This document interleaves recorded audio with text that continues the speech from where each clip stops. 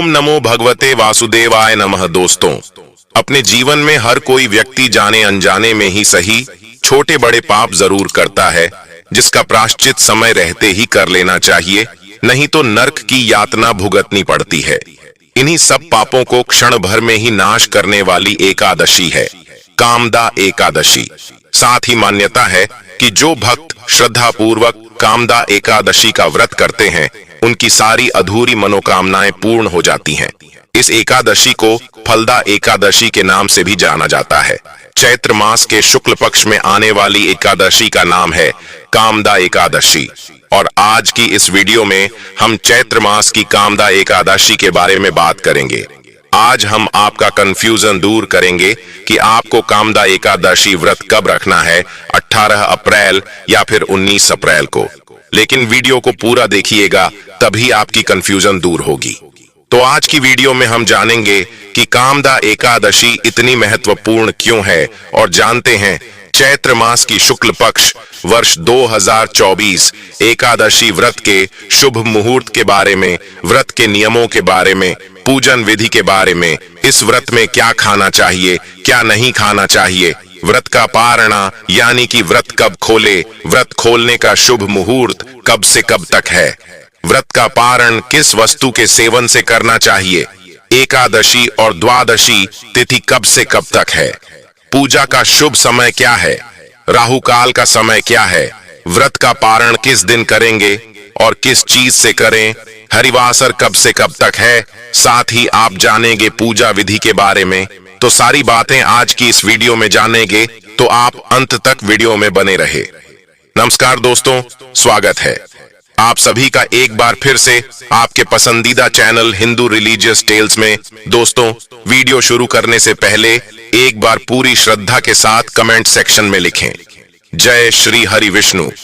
भगवान हरि की कृपा आप पर सदैव बनी रहेगी, और वीडियो को लाइक करके चैनल को सब्सक्राइब अवश्य कर लें।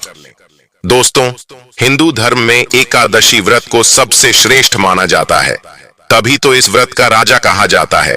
एकादशी व्रत में भगवान विष्णु की पूजा की जाती है। मान्यता है कि जो व्यक्ति इस व्रत को सच्चे मन से करता है, उसे सभी पाप से मुक्ति मिलती है और उसकी सभी मनोकामनाएं पूर्ण होती हैं। दोस्तों, एकादशी व्रत साल में कुल 24 बार और महीने में 2 बार आता है। हर महीने पूर्णिमा के बाद की कृष्ण पक्ष और अमावस्या के बाद की शुक्ल पक्ष तिथि को एकादशी मनाई जाती है। माह में 2 एकादशियां होती हैं, अर्थात आपको माह में बस 2 बार और वर्ष के 365 दिनों में मात्र 24 बार ही नियम पूर्वक एकादशी व्रत रखना है। हालांकि प्रत्येक तीसरे वर्ष अधिक मास होने से 2 एकादशियां जुड़कर ये कुल 26 होती हैं। कृष्ण पक्ष में आने वाली एकादशी में व्रत करने से पूर्वजों और पितरों का आशीर्वाद प्राप्त होता है। वंश की वृद्धि के साथ संतान सुख की प्राप्ति भी होती है। इसी प्रकार शुक्ल पक्ष को पड़ने वाली एकादशी को व्रत करने से पितृमातृकाओं एवं मातृमातृकाओं को प्रसन्नता होती है और उन्हें मुक्ति मिलती है। पुराणों के अनुसार जो व्यक्ति एकादशी करता रहता है, वह जीवन में कभी भी संकटों से नहीं घिरता और उसके जीवन में धन और समृद्धि बनी रहती है। एकादशी व्रत के दिन चावल नहीं खाना चाहिए। इस दिन चावल को जीव के बराबर मानते हैं, क्योंकि शास्त्रों में धार्मिक मान्यता के अनुसार ऐसा माना जाता है कि एक बार महर्षि मेधा ने यज्ञ में आए हुए एक भिक्षु का अपमान किया था, जिसके कारण मां दुर्गा नाराज हो गई और मां दुर्गा को मनाने के लिए महर्षि मेधा ने अपना शरीर त्याग दिया, जमीन में धंस गया। इससे मां दुर्गा प्रसन्न हो गई और महर्षि को आशीर्वाद दिया कि उनके अंग भविष्य में अन्न के रूप में उगेगी। इस कारण एकादशी के दिन अन्न चावल और जौ उगा। उस दिन एकादशी तिथि थी, इसलिए चावल को जीव माना गया। यही वजह है कि एकादशी के दिन चावल खाना नहीं खाना चाहिए। दोस्तों, एकादशी के दिन दान करना अच्छा माना गया है। व्रती व्यक्ति को इस दिन सामर्थ्य के अनुसार वस्त्र, जल, आभूषण, आसन, पंखा और फल इत्यादि का दान करना चाहिए। मान्यता है कि इस दिन जल से भरे कलश का दान करने से बहुत अधिक पुण्य प्राप्त होता है। लेकिन इस दिन चावल और आटा को दान करना इस दिन निषेध है। ये दोनों चावल और आटा, और अगले दिन द्वादशी के दिन दान करना चाहिए। दोस्तों, कामदा एकादशी का जिक्र विष्णु पुराण में किया गया है। रामनवमी के बाद ये पहली एकादशी होती है। कामदा एकादशी को सांसारिक कामनाएं पूरी करने वाला व्रत माना गया है, इसलिए इस व्रत को बेहद खास माना गया है। कामदा एकादशी को फलदा एकादशी भी कहते हैं। कामदा एकादशी का व्रत जिस कामना से किया जाता है वो पूरी होती है। पारिवारिक जीवन की समस्याएं भी खत्म हो जाती हैं। इस दिन व्रत रखकर अपने मन को संयमित रखकर भगवान विष्णु की आराधना करनी चाहिए। भगवान श्री हरि को फल फूल तिल पंचामृत अर्पित करना चाहिए और एकादशी व्रत की कथा अवश्य सुननी चाहिए। रात में भगवान विष्णु की आराधना करें। द्वादशी के दिन ब्राह्मण देवता या किसी गरीब को भोजन कराना चाहिए, क्योंकि यह एकादशी मनोवांछित फल प्रदान करने के साथ ही पितरों को भी नरक से मुक्ति दिलाने वाली एकादशी है। इसलिए द्वादशी तिथि को पितरों के नाम से जल और तिल का तर्पण करके उनके नाम से कुछ न कुछ दान देना चाहिए। एकादशी के उपवास में चावल या अन्य तरह के अनाज का उपयोग न करने की सलाह दी जाती है।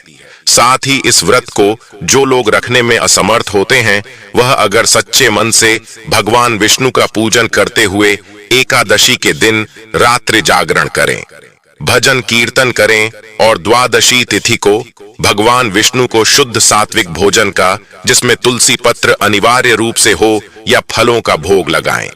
तब भगवान विष्णु इस प्रकार की गई पूजा को सहर्ष स्वीकार कर अपने भक्तों के सभी दुख दूर कर उनकी मनोकामना पूर्ण करते हैं। आइए अब जानते हैं एकादशी व्रत की पूजा विधि। एकादशी व्रत के दिन एक चौकी पर श्री यंत्र के साथ भगवान श्री विष्णु, भगवान श्री कृष्ण और भगवान कृष्ण के बाल गोपाल स्वरूप की मूर्ति स्थापित करें। इसके बाद भगवान के सामने घी का दीपक जलाएं और पूरी श्रद्धा और विश्वास के साथ एकादशी व्रत का संकल्प लेना चाहिए। श्री हरि को पंचामृत या जल से स्नान कराएं। भगवान को गोपी चंदन और हल्दी का तिलक लगाएं। फिर ओम नमो भगवते वासुदेवाय मंत्र का 108 बार जाप करें। श्री कृष्ण महामंत्र का भी 108 बार जाप करना चाहिए। भगवान को पंचामृत और तुलसी दल अर्पित करनी चाहिए। शाम के समय एक बार फिर से भगवान विष्णु का पूजन करें। भगवान को पीली मिठाई या फल आदि का भोग लगाएं, आरती करें और रात्रि जागरण करें।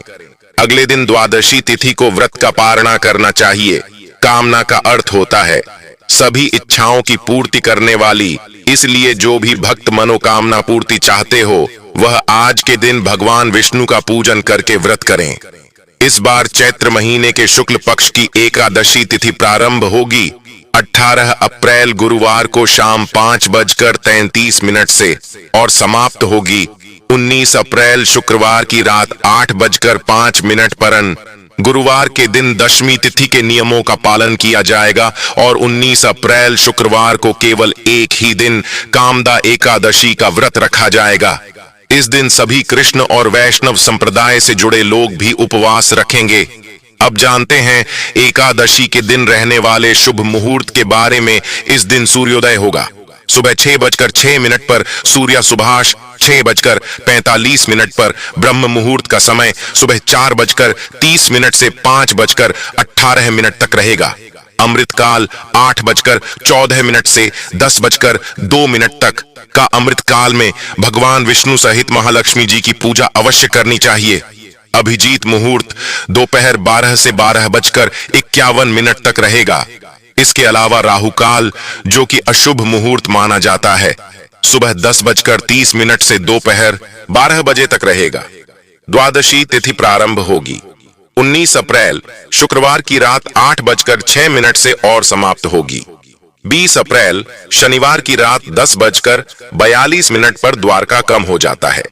द्वादशी तिथि के शुभ मुहूर्त के बारे में सुबह 6:05 और सूर्य सुबह शाम 6:45 पर, ब्रह्म मुहूर्त सुबह 4:29 से 5:17 तक रहेगा। अमृत का सुबह 6:50 से 8:38 तक रहेगा। अमृत काल में पूजा की जा सकती है और भगवान विष्णु को भोग लगाकर दान की सामग्री का दान भी किया जा सकता है। अभिजीत मुहूर्त का समय रहेगा दोपहर 12 बजे से 12:51 तक। इसके अलावा राहुकाल शुक्र अशुभ मुहूर्त होता है, दोपहर 1:30 से 3 बजे तक रहेगा। व्रत का पारणा हमेशा शुभ मुहूर्त में करना चाहिए। अब जानते हैं कामदा एकादशी व्रत के पारण मुहूर्त के बारे में। इस बार 20 अप्रैल शनिवार को एकादशी का उपवास खोला जाए तो उस समय रहेगा सुबह 6:06 से 8:55 तक हो सकता है। आइए अब जानते हैं एकादशी व्रत के नियमों के बारे में। दोस्तों, ऐसा कहा गया है कि इस व्रत को करने के लिए व्रत की शुरुआत दशमी तिथि के दिन से होती है। दशमी, एकादशी और द्वादशी 3 दिन का यह व्रत है। तो दोस्तों, दशमी तिथि का जो दिन का आखिरी समय होता है, जबकि सूर्य अस्त होने वाला होता है, तभी से ये व्रत शुरू हो जाता है।